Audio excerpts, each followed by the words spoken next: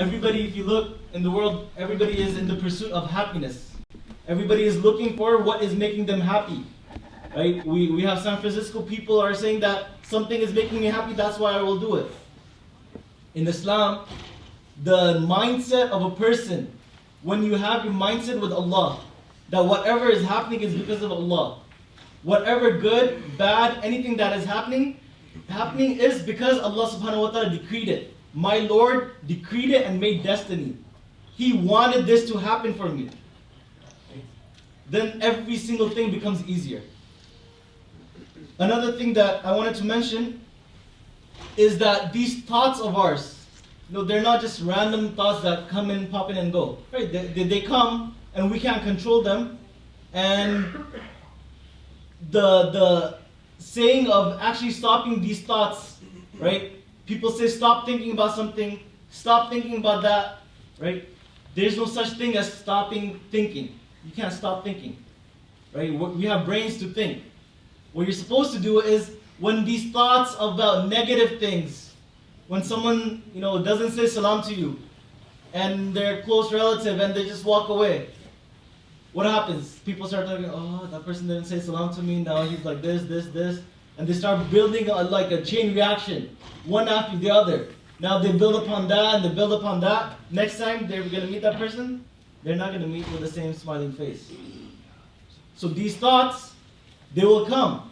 But it's our choice to either control them and stop them right where they are by thinking about something positive, or you dwell upon them and you start keep thinking about them and you keep building upon those thoughts. So the Prophet ﷺ, in one of the hadith, he mentions a very good advice for all of us. And taking this hadith into play of how do we control our thoughts and how do we make our thoughts positive. He says, min husn al-islam al-mar'i, from the beauty of the Islam of the individual, tarkuhu ma la ya'ni. It's leaving what does not, has no meaning to him. Right? This is very, very small statement, but very powerful. He's saying that from a beauty of a person's Islam is leave anything that doesn't matter to you. Right? Just because some person says something, your boss said something to you, now you keep thinking and keep stressing upon that. Now all you can do, walking, eating, going, driving, anything, that's on your mind is, what did that guy say? Why did he say that? What made him say that? Who else knows about this? That's all that's building up in your head. Now the only reason that you can even do anything else is, just let go. You have to let go of those thoughts and then think about something better. At least I have a job. A lot of people don't have a job. Think about the good, right? The grass is greener on the other side. Think about the good. Now, anything in your life that happens, right? Just job is a simple example. Maybe, financial trouble, kids, family, husband, wife, small things. You can't let them become mountains. Each of these things, if you think about them and keep pondering over them, they're going to become bigger problems. And the beauty of a person's deen, the beauty of a person's Islam is, just let it go. Don't care about it. Just don't even give it any attention. Just let it go, think about something better, think about something more useful. And I wanted to mention one of the statements of Umar ibn Abdul Aziz, who was a very wise and he was a tabi. And he says that thinking about the dhikr of Allah subhanahu wa ta'ala, thinking about the remembrance of Allah, it's a very big and good act. And then he says, thinking about the bounties of Allah subhanahu wa ta'ala. What did Allah give me? What do I have in my life? What am I grateful for? Thinking about those things, it's even a greater act than just thinking about your remembrance of Allah. Why? Because when you think about the bounties that Allah subhanahu wa ta'ala has given you, you think about those things that are good in your life and not think about those things that are not happening the way you want. Or they're not exactly how you imagine it would be. Then you are giving shukr to Allah subhanahu wa ta'ala. You are giving thanks to Allah subhanahu wa ta'ala. Ya Allah, I have a house. Fine, if I didn't get this grade, that's okay. But I have a house, I have a family, I have a mom, I have a dad. This is good. Thinking about those things, you're giving shukr to Allah subhanahu wa ta'ala. لَإِن شَكَرْتُمْ لَأَزِيدَنَّكُمْ. Allah subhanahu wa ta'ala says, لَإِن شَكَرْتُمْ, if you thank me, right, with your heart, you thank me, لَأَزِيدَنَّكُمْ, we will most definitely increase you. So now, one thing about positive thinking is, you're thinking about the ni'mat of Allah subhanahu wa ta'ala. What do you have in your life? And once you see all those things that you have, the burden of those things you don't have becomes less. Because, they say what in dunya, in this life, in the dunya, you see people who are under you. For example, financially. You have a nice car, you have a house, everything. But you always want, you want more. Right? But what do you see? You see the people under you. People don't have houses. People don't have places to sleep. What are you going to do? And in deen, you always look at people who are higher than you. Right? If you feel like, I'm praying my prayers, I'm coming to the masjid, I'm doing this, that, whatever, then you look at other people, man, that guy has a lot of sincerity. He's doing this even more. Right? You look at people higher than you. So if you look at the bounties of Allah subhanahu wa ta'ala, then this will bring a state of thankfulness, and you will be a person who is less, worried, less stressed, and you will feel wholesome. The other thing that I wanted to mention is, with the thoughts, right? We have negative thoughts, we have positive thoughts. We just talked about how to convert the negative thoughts into positive thoughts. It's omens. Sometimes, especially in our cultures, we take bad omens from things. Right? These are, again, thoughts. Right? The sight of, for example, seeing a black cat cross the road in front of you. Right? Some of you laughing because it's true. People start saying, oh no, you have to go back. Walking on a crack, a mirror cracking, salt falling, all of these things that have no significance. Right? People start attaching meaning and significance to them. And they start thinking, you know what, my interview is not going to go good because I just saw a black cat crossing my road. Now, immediately, your mind is just becoming negative again. The thoughts of an insan, the thoughts of an individual. Shaitan will come, and he will come with inspiring you with evil thoughts and inspiring you with bad thoughts. It's a test from Allah subhanahu wa ta'ala that are you going to keep running with those thoughts, or are you going to stop that script and do something else? This is the test. Sometimes, even if nothing is wrong, a bad thought about somebody will come. Now, Shaitan doesn't like the fact that people love each other. He doesn't like the fact that people are brothers and sisters and there's love between everybody. He doesn't like that. He wants everybody to fight. He wants everybody to hate each other. And this is what, this is his job. Right? Inna shaytana lakum aduwan fattaqiduhu aduwa. Shaitan is a clear and open enemy for you, so take him as your enemy.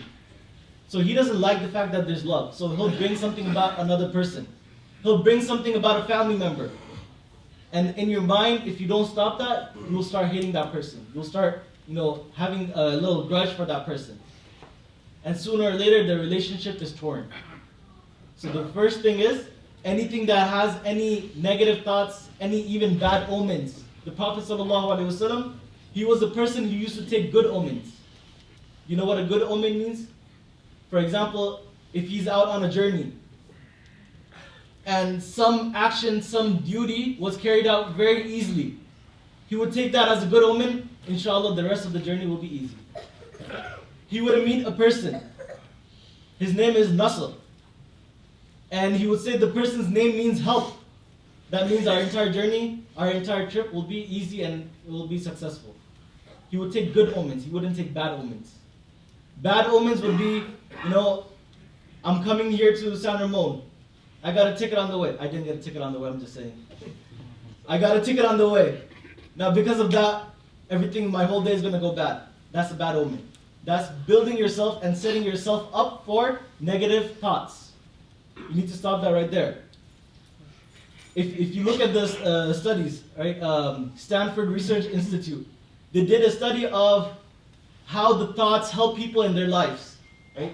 They did 85.5% or 87.5%. 87.5% of people, their success was due to having positive thoughts. Their success in life, whatever they became, wherever they achieved, whatever they made, it was due to having positive thoughts. And only 12.5 or something like that, when they did their research, only 12%, about 12% were because of aptitude, skills, knowledge, and actual grunt work. But majority of the people succeeded because of their thoughts, right? And now even nowadays in some elementary schools, teachers are making their kids do every day. I can do this. I will do this. I will succeed. I will pass. I will succeed. You're building your mind. You're building your mind for success. And when you put your mind on the tracks for failure, even though you don't want to, you will fail. That's how it works. And in Islam, the Prophet ﷺ, he taught this many, many years ago. Allah subhanahu wa ta'ala revealed ayat for this. Right? There was a time when they blamed the wife of the Prophet ﷺ for a very evil act, what we call the ifk, the fabrication of lie. And they said that she got behind in the caravan, and another person brought her, and they said that so and so, the munafiqeen, the hypocrites, they said so and so, this guy and the Prophet's wife. Imagine hearing that. Allah subhanahu wa ta'ala revealed the ayah saying that why did not the Muslims just think and ponder what was going on? Can the wife of a prophet do something like this? Why didn't the Muslims do that? So here Allah is encouraging us to think about this stuff. Control your thoughts. Because eventually what happens is you start thinking about something, then it becomes an attitude. Then after it becomes an attitude, it becomes behavior, where you actually do an action. And you'll continuously do that behavior till it becomes a habit. And once it's a habit, it's hard to break. We know habits are hard to break. So stop it at its roots. Stop it where you're thinking about something. When you have those negative thoughts coming to your mind, make yourself a positive, optimistic person. Right? Islam isn't just prayers and fasting. Islam is all of that. But at the same time, living a wholesome life, having positive energy in your life. Every single day, we've seen this with our teachers. Every single day, the fact of praying Fajr in the masjid, it builds you. You did something great. You did something amazing. The dua that you read, Ya Allah, make me nur, bring nur to my right, bring nur to my left. This is the dua that you pray when you read when you're coming to the masjid in the dark for Fajr. Ya Allah, bring nur to my right, light to my right, left, everything. You're building yourself for a positive day. Every single day is a new day. And now when you hit it with stress, you hit it with the worries, you hit it with gham and everything, then if you don't control that, it'll crush that person. May Allah subhanahu wa ta'ala allow us to lead lives that are positive, optimistic, wholesome lives. May He make it such that we use this and we have this encouragement from the Prophet sallallahu alaihi wasallam, leaving any of these stray thoughts, right? Not giving them any attention and diverting our attention to positive ni'mats of Allah subhanahu wa ta'ala. May Allah subhanahu wa ta'ala make it easy. Subhana rabbika rabbil izzati amma yasifun wa salamun ala al-mursalin walhamdulillahi rabbil alamin.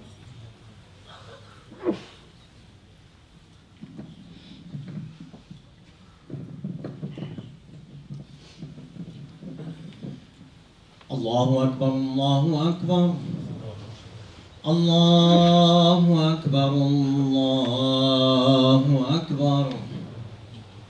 Ashhadu an la ilaha illallah.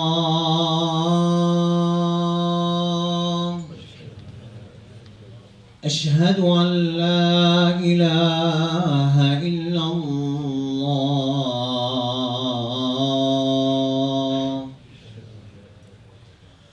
أشهد أن محمدا رسول الله. أشهد أن محمدا رسول الله. حي على الصلاة.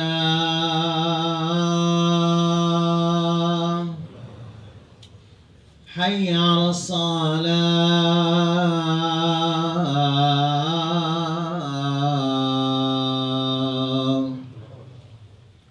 حي على الفلاح.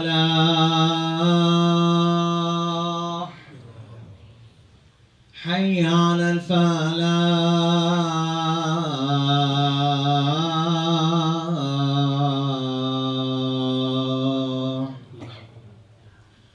الله الله أكبر الله أكبر لا إله إلا الله.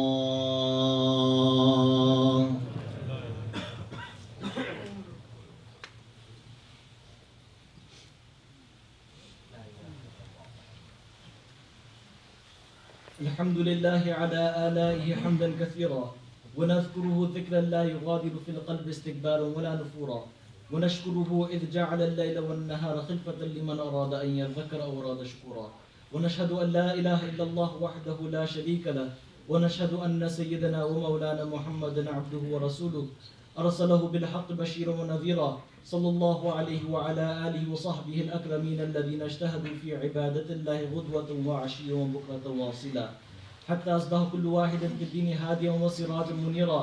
أما بعد، فقد قال الله سبحانه وتعالى: يا أيها الذين آمنوا اجتنبوا كثيرا من الظن إن بعد الظن إثم ولا تجسسوا ولا يغتب بعضكم بعضا. وقال رسول الله صلى الله عليه وسلم: من حسن الإسلام المرء تركه ما لا يعنيه، وكما قال عليه الصلاة والسلام. بارك الله لنا ولكم في القرآن العظيم، ونفعني وإياكم بالآيات والذكر الحكيم. أستغفر الله لي ولكم ولسائر المسلمين فاستغفروه إنه هو الغفور الرحيم.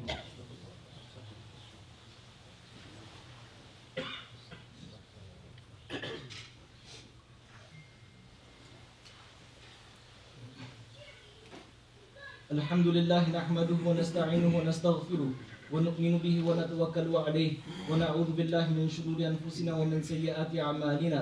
من يهده الله فلا مضل له ومن يضلله فلا هادي له، ونشهد أن لا إله إلا الله وحده لا شريك له، ونشهد أن سيدنا ومولانا محمدا عبده ورسوله أرسله بالحق بشيرا ونذيرا بين يدي الساعة.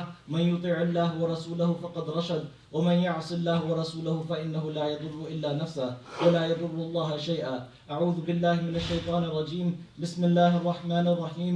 إن الله وملائكته يصلون على النبي يا أيها الذين آمنوا صلوا عليه وسلموا تسليما.